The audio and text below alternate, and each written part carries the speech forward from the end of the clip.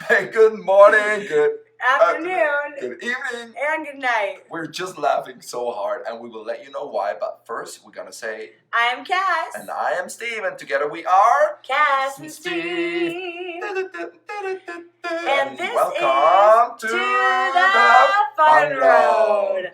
I The mean- Fun Road is a podcast in which we give you tips and tricks to make your day a little brighter, happier, and more productive. I love the way we could see that it just exploded the volume. The Fun Road.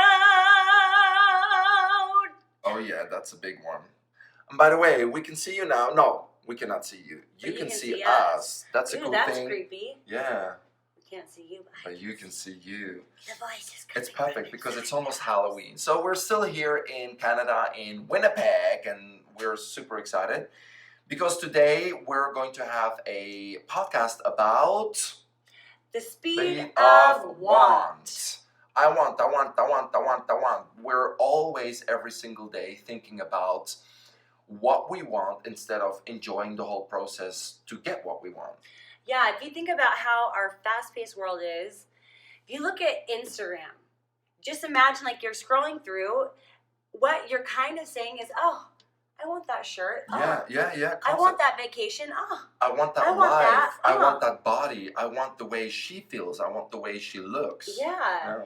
And what it does is it sort of takes us out of reality of the need to become, and we're so wrapped around the speed of want. Yeah. And we're in that forgetting how to, it's almost like instead of just, we were talking about this the other day where, like, let's say you want to win the Olympic gold medal. If that happened, if someone just said, hey, you won the Olympic gold medal, it wouldn't be the same as becoming the Olympian who wins the gold medal. The process of becoming is why that glory of winning is so amazing. Why do people love homemade food? Even though it's not always better than the food that they can deliver at home, because sometimes you get delivery and it's fantastic. Yeah. Why does homemade food taste better? It's that whole process, and then your house smells like, and you're anticipating it, and you're looking forward to it. It's a birthday cake with your kids, and imagine they come deliver the cake. You eat it, but you eat it with almost less respect. Or less pride. You're not less proud of it. Than if you would bake it yourself. Yeah. No matter what a fantastic cake it is, you got to oh, beautiful cake. But what if you tell people, I made it, all of a sudden everything changes. Yeah. Even though the cake from the shop is also made by somebody else. It's all because of you can get that easy, but the process to get it is not easy. And that's why it's so much more rewarding. Yeah. So we want you to think about that at home, because we sometimes have the same thing. We're on Instagram, by the way. Follow us at Steve Boot and at Kass Martin and at Kass and Steve. Perfect. And sometimes we get people coming up to us, wow, what is it to live that and travel? And I go like, why? And then I realize you forget that it's so different than and you're it's so used actually to it. quite normal, but it's the way they see it that is completely different. So we see the process, they only see the end result. Yeah. It's like winning the Olympic, oh my God, and we forget that they've been winning the Olympics for 20 years because that's the process they had to get where they are. It's a story my dad used to always share with me, and he says there was this amazing concert pianist, and he fills the whole not stadium, but what is it called? Concert hall. Thank you. With people, and he's playing, and it's amazing. And after the concert, there's a big long line of people who want to just be near him and talk to him and take a picture with him. And one of the people who came up to him said, oh my gosh, I'd give anything to play that good. I'd give my life to play that good. And he looks at that person and he says, I did. Yeah. I did give my life. I did give everything to play this good. Yeah. And when we are having goals, don't be too quick to try and jump to achieve the goal. You've got to gain your strength and train and become that person who is achieving the goal. It's the same with the gym. It's very easy to sit on your couch and say, oh, I really want to feel more physically fit, or I want to lose that 10 pounds. But it's the every single day, action by action, little tiny thing that makes a difference. It's the art of becoming. Yeah, totally. The art of becoming is more beautiful than the art of being. Yeah. If you can say it that way. Yeah, and the speed of want doesn't give you lasting results. It's that whole lottery curse. No. Where there was even a television show that went to like 5-10 people who were homeless. And they gave each of them a very big amount of money to restart. Yeah, just life. Say, hey, we're going to give you money. We're going to provide these things, and within a year, they were back living that exact same lifestyle. Because you have to learn to become that person. Yeah. If somebody were to give me $500,000, I would have such a different respect for it, because going and learning the what is the word where you're like how to earn money? It's your first language. I know mine. What is that? Like I tell my kids, like you don't have respect for the process of earning money. Yeah, that makes sense. Yeah. I don't know if there's a specific word for that. It's the value of $1. That's what I was looking for. Oh, value of $1. Okay. It's like if someone just gives it to you and you haven't worked for it, you don't grab the value of $1. And of course, we know that. It's your first language. It is. My only one. Why don't I know it? And it's true. I mean, for example, it's a good example to look at somebody who's homeless. I mean, there are people who are homeless for all different reasons. Oh, for sure. That was just that particular show. Yeah. No. I understand. But I think it's a good example, because you can also go to people who, for example, lose weight. Yeah. Because I've done the TV show, The Biggest Loser, in Belgium. And it's almost like giving somebody to restart their life money. Mm-hmm. It's almost like going on a TV show, The Biggest Loser, with somebody who's extremely overweight. And we can lose weight in 2 months because they had the guidance, and it's that moment, and there's a trainer and nutritionist, and I mean, it would be very weird if you didn't lose weight. Yeah. But it's not that. They haven't built a lifestyle. Exactly. And after a year, some of them, it was really hard to stay in that momentum and to keep the weight off. Yeah. So unless they change that whole mindset, they will go back to that original point, no matter what helps you in life. And maybe for you at home, I have many moments that I go, this is help, and I love this help, but I'm going to end up at the same point again if I don't change this mindset. If I don't build a habit around it. Yeah, totally. I mean, for example, I was really, really bad with paperwork. And I remember one day I had struggles with paying my bills and keeping my house up. And I mean, I bought a house 20 years ago. Yeah, you bought a house when you were very young. Very so young. I can imagine that's where you hadn't learned the process of being a homeowner yet. I was in financial debt, financial trouble. Yeah. I never got to a point where I couldn't get out of it. I always could get out of it. And but that stress of it, stress. So I think a month or something, I was at home, and my friend was there, Kathy. I'm sure she's not listening to the podcast, but if she does, hey Kathy, I'm talking about you. And I said, oh my God, I'm so happy you're here, because with you, I dare to empty my mailbox. Yeah. I don't want to do it alone. And she said, let's do it together. Aww. I open my mailbox and I have a stack. I cannot say how many. I took it out like this. And warnings and notices and... Yeah. At least 25, 30 notices. You're not paying your bills, and we're going to stop this. Gosh, and your internet is cut off, and this, and water, like that. Oh and my I was gosh. And I sit there, and I see the panic in her eyes. She's like, whoa, you got yourself into trouble. She said, she's my friend, and she would panic. And she said, okay. She couldn't walk away. Yeah. So she said, okay, let's do this together. And that moment, I said, yeah, there is no other way to get out of this shit if I don't do it myself. I can have her as a help, but it's my mindset. We sit down. We started selecting, taking the letters out of the envelope, put them in a stack. This is what is not important. Yeah. This is very important. And then it became more, okay. Manageable. Yeah, but it took us an hour, 2 hours to just go through that. But from that moment, I said no, because she can come back every half a year to help me with that. Yeah. It's not. I'm gonna end up at the same point. Yeah, yeah. I have to change it from now, and I shifted then.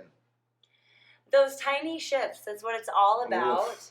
Yeah. And when I think of when I first started exercising, I remember I was like 7th grade. I think that is a very common age. I see it with my kids and with their friends. 7th grade. What age is that? Bridget's age. 13. Okay, 13. Yeah. Where all of a sudden you're like, hey, maybe I want to run every day, or maybe I want to watch what I eat a little bit more. And it's the age where you become more and more self-conscious. I'm sure you guys can think of the time when you were 13 years old. And I remember that was like, I had that feeling of like, oh my gosh, I have to work out. I don't want to work out. I don't want to do this. And it was a very, very slow process until it became a habit where when I don't work out, I feel it. I feel it way more negatively. But it's that age where like you're kind of done growing tall, or you're almost there, maybe 13, 14, 15 years old, where you're not growing as fast up, you start growing faster, wider. And so I've always been blessed with a goddess body. I know. I don't know. Now, come again. But will you tell me again how that works? Not at all. I've never heard about that. And so I remember that it was resistance going to the gym, and I almost resented the people that went to the gym regularly. Yeah. And I'm like, ugh. I hate the people to go to the gym because I want to be them. Yeah, and you want it to be a habit. Yeah. And you're mad at them for having the habit already that you want, that you're working through that hard. Oh my gosh, this is not working. This is so forced. And we were just talking about this, that we have been, of course, we are fitness instructors. Which is ironic because we both hated working out and now we're doing it for a living. The thing is, we don't really love working out, but we really love food. And so the two of them, they have to go together. It's like, listen, if you're going to love food like we do, you're going to need to love exercise as well. But now we were kind of patting ourselves on the back today, being like, we've been so consistent about no matter if we have cardio, no matter if we have a class that we're teaching or an event, we always go and do that extra toning and muscle building because we understand that the more muscular and strong a body is, the more calories it burns. Of course. And I hadn't lifted weights for like 10 years. Because of his shoulder.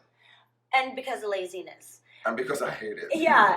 Once I started, I never really lifted weights as the workout. I would always do like my mom's step aerobics class, and then there was like the half hour of toning afterward. I've never lifted weights until 5 years ago. Yeah. Well, mine was until May. And because when I would walk when I had young babies, and I would like ride the bike at home, but I never did toning until I started teaching aerobics. And then I would do like push-ups and dips in my hip-hop hustle class and in my hip-hop classes. And then when I started teaching Zumba, I was teaching so many classes very, very fast and practicing at home. Yeah. I was like, I cannot add in, nor do I want to spend that much more time at the gym. I'm done. Yeah. And it was just kind of recently that I thought I should be much more consistent. I choose to be more consistent on lifting because my shoulder is not getting any better unless I build stronger muscles. Yeah. And it's all of a sudden, it's our habit. We're asking each other, even if we got in super late, it's not, oh, are you going to go work out? What do you think? It's like, hey, what time are we going? So it's the same thing. If everybody could wake up and there's a magic pill that gives you a fantastic body that you want and the fit body that you always wanted, it wouldn't feel as rewarding as getting the fit body that you always wanted, but knowing that you've been in the gym for all those years. I will never forget one day I'm actually at, I don't know if I should say the names, but I will. I don't know if I should, but I'm gonna. Isabel. I was at Isabel's house, and I remember I've been working out for, I think, 3 months. Yeah. But really intense, and I looked great, and I was like, wow, I'm fantastic in shape. Yep. So I go in her house, and one of her stepsons was just a young teenager, 17, 18, 19 years old. I can't remember the age. And I remember we were sitting there with our friends and everybody's saying, wow, Steve, you look fantastic. And that boy jumps up and says, yeah, you can tell that it's not from working out, but it's from taking pills and steroids. And you're like, excuse me, little kid? Me? No, yeah, me. And I look at him, I said, and I thought it was so condescending because I've been working so hard. Yeah. It's like an athlete that would be accused of steroids Yeah. when it's not like that. And they have been working out for years and years, and they just take the value of that work away by saying, of course, because you did that. Yeah, you do drug enhancement. And I never had anybody saying Accuse me something. you of Yeah, that. accusing me from something that I've been working on so hard, and they just took away the value by a comment like that. Yeah. And I look at him, I said, what? I'm working out. Yeah, and he really didn't believe it. He said, yeah, whatever, come on, this is obvious. And I was in shock. I'm like, what? Because he doesn't want to give you he doesn't want to say, man, I wish I was in better shape. Yeah. I don't want to do the work. You must have a magic pill. But I remember then how easy it is to take away the value of hard work. The hard work. Yeah. So it's just seeing the end result, and you can destroy it just by a sentence like that. I was like, man. It's the same things when people come up, like they come into money, or they become an overnight success. All of that, I love the term of like an overnight success for a musician, 10 years in the making. Like exactly. nothing of value is overnight. And when we're talking about setting goals, when you want to achieve something, the grind is all part of the pride, the grind, the hardships, the days that you didn't want to do it, the days that you said, oh my gosh, I don't have time to do this, but I'm doing it anyway. That is what builds that pride in you. That's what empowers you. That's what makes you feel like now you have the confidence to take on so many other goals. That consistent behavior change is what makes all the difference when you cross that finish line. And then you're ready for even more. And people love to judge a success in a negative way because they know the process to get there is something that they didn't do or can't do. So they just look at the end result and destroy it. It's almost like a one-hit wonder. Exactly, that people say, wow. They make one song and out of nowhere they're on every No, this person has been making music his whole life and practicing, studying about it, and then they make a perfect, great song, and then maybe after that they couldn't come up. But it's 10 years, 15, 20 years. Same with an athlete. They break a world record, and after that they don't see them or nothing's going. Don't forget, they just break one world record and they've done that. No, they've been working for that record for 20 years. And I almost feel, even this, this is probably not politically correct, but even the athletes who are Olympians, and then you do find out that they took performance enhancement drugs. Yeah, it happens. I'm sorry, but every single day for years, they still have been training. That drug enhancement took it a little higher. Yeah. But they still have built in that they are a true athlete. Yeah. It's like what you want to say is that they've been training. They still put in the work to become eligible. They've been training for all these years, but they didn't pass to the result that they wanted, and they should not have done that, and that's why they did it. I'm not giving it permission, but I'm also not. It's like we don't want to take away the value. You know, somebody. It happens. Exactly. Like even with my brother, he's an oral surgeon, and he makes fantastic money. And it's like, of course, I want to congratulate him on that because I didn't want to go through all the years of schooling to make that money. I wasn't willing to do it. And every single day hard work. Yeah. So I hope that this gives you a little idea of enjoying the process of becoming. The art of becoming is what increases your confidence, makes you feel empowered, and that is what builds a firm foundation so that you can say, hey, now I'm at a new level. Now I'm ready to take that next goal. All right, now I'm at a new level, and now I'm ready for the next goal. And that's what really creates those long-lasting results. Think about the cake that you make at home that does not look the same as the cake you see in magazines, and maybe it does not taste the same, but still it tastes fantastic because you know it's homemade and the whole process with your family making it together. So it's not always about that complete end result. It's about the way getting there that makes you grow and be who you are today. Let's get together and we'll bake a cake. Bake a cake.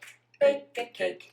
Let's get together and bake a cake. And I can't remember the words. Oh, yeah. Everybody now. No, yesterday we were singing another song. If you know what this song is about, we want you to take a picture, hashtag #MyFunRoad, and in that picture you gotta tell us, our little video, what this song is about. And don't care what you're wearing. Oh yeah. Dun, dun, dun, dun, dun. It's only from ear to ear and not from head to toe that matters. So dun dun dun dun dun dun. All right, we're gonna say goodbye now. Dun dun dun. You're never fully dressed without us. Never fully dressed. That's right. You're never fully dressed without a smile. Smile. Smile, smile, smile. SMILE. That's smile. Bye, bye. Bye.